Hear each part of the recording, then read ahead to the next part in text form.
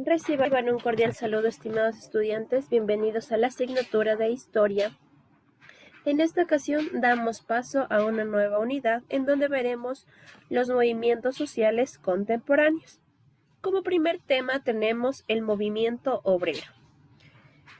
Esto da mucha importancia debido a que el movimiento obrero son una clase social que desarrollaron junto al capitalismo y las revoluciones industriales. Esto se da debido al protagonismo de las fábricas en el siglo XIX y XX. Los trabajadores de fábricas también tuvieron un alto protagonismo social, sobre todo en Europa, que era el continente más industrializado. Para el socialismo, es decir, para Marx y Marx Engels, los obreros eran la clave para la anulación del capitalismo y el surgimiento del socialismo, porque al combatir el espacio de trabajo y las duras jornadas laborales, iban a abandonar progresivamente su conciencia individual que les motivaba a defender únicamente sus intereses particulares. A cambio, ganaban todos los autores que lo llamaron como conciencia de clase, lo que les permitía comprender los problemas del capitalismo, su rol central en la transformación social y motivación para defender los derechos colectivos. Los obreros organizados serían quienes conformarían un partido político que impulsaría a la revolución socialista. En cuanto a la conciencia de clase, es un concepto marxista que se plantea básicamente que los obreros son capaces de comprender las relaciones antagónicas entre las sociedades capitalistas y que los cambios sociales solo pueden producirse por una abierta confrontación contra la burguesía. Estas ideas, sumadas al crecimiento poblacional de los obreros, se volvió un sector protagónico en la historia política y económica del mundo. Era la población sobre la cual se volcaban los intereses capitalistas y socialistas. Entre las características del movimiento obrero a nivel mundial, durante el siglo XIX y XX, las condiciones de trabajo dentro del capitalismo eran muy duras. Muchos hombres, mujeres y niños trabajaban en condiciones que ponían en riesgo su salud y bienestar, cumpliendo con largas y extenuantes jornadas, con muy poco tiempo para descansar y recibiendo pagos que no representaban el trabajo realizado. En este contexto, la capacidad de organizarse que tuvieron los obreros y los resultados que lograron los convirtieron en actores sociales importantes de una de las expresiones políticas más representadas del mundo. Las condiciones de los obreros eran una explotación laboral, es decir, largas jornadas de trabajo con bajos salarios, ausencia de una seguridad social, sin seguro médico, sin seguro de retiro o emergencias, también la inexistencia de un voto universal. Solo ciertos sectores masculinos podían elegir a los representantes políticos. También la marginación territorial.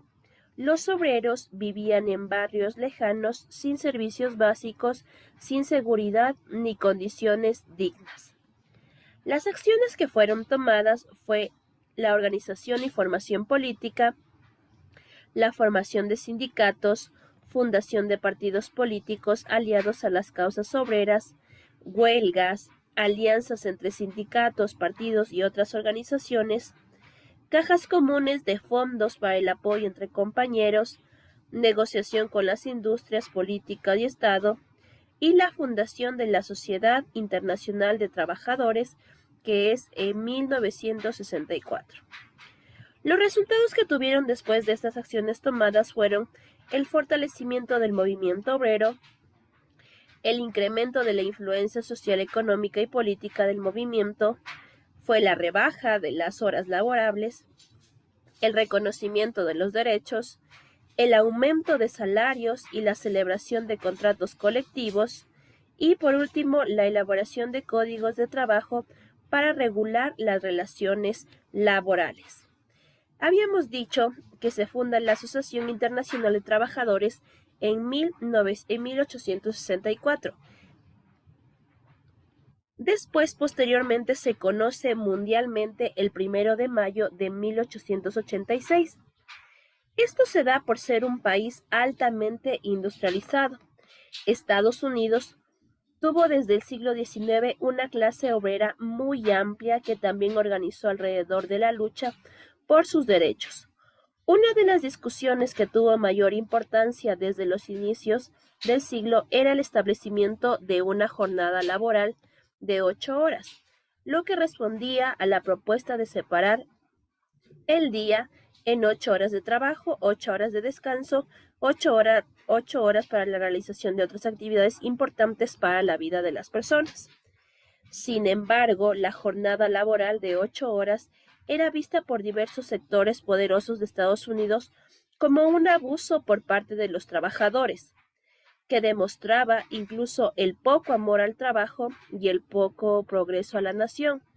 Por ello tuvo varias resistencias hasta que en 1886 el gobierno de Estados Unidos ordenó la obligatoriedad de limitar la jornada de trabajo máximo a 10 horas diarias. A pesar de ser una ley, pocas industrias la respetaron y se impulsó la huelga. El 1 de mayo de 1886, cientos de miles de obreros estadounidenses no fueron a trabajar. Se tomaron las calles. En Chicago, la huelga fue la más grande y fuerte por ser una ciudad que representaba altos niveles de explotación. En esta ciudad también las propuestas se extendió hasta el 4 de mayo.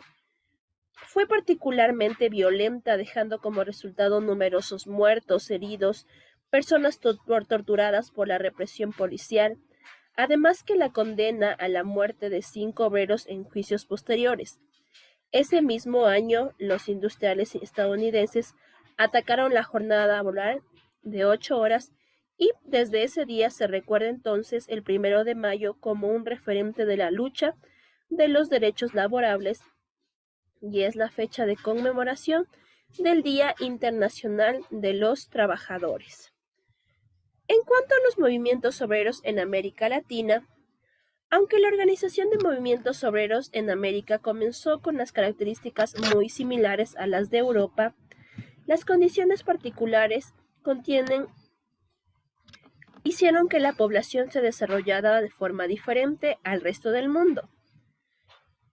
Dentro de ello, podemos ver que hay varias características del desarrollo del movimiento obrero, en donde el capitalismo latinoamericano, junto a prácticas precapitalistas, la existencia de trabajadores no industriales, es decir, artesanos y campesinos, la alta presencia de sectores de indígenas afrodescendientes, lo cual ocurre que la alta diversidad cultural étnica que se relaciona con la condición de la clase obrera que hace el movimiento obrero latinoamericano sea muy particular y debe ser diferenciado claramente del europeo. Así, la relación etnia-clase es fundamental para entender la participación indígena en las diversas movilizaciones y protestas del siglo XIX y XX. En el continente que explicaban el protagonismo indígena tuvieron las revoluciones mexicana, boliviana y nicaragüense. Esto se da debido a la diversidad de sectores que se relacionaban en la lucha por mejores condiciones laborables, combatiendo diferentes tipos de trabajadores con diferentes orígenes étnicos, que incluye la clase media, que es para Vitale. Resulta correcto hablar de un movimiento de clase trabajadora y no solo de un movimiento obrero que tiene sus orígenes en los trabajadores urbanos.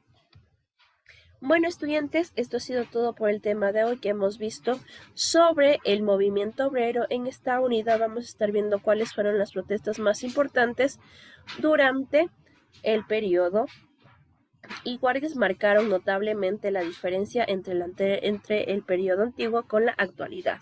Espero que se encuentren muy bien, cuídense mucho, hasta luego.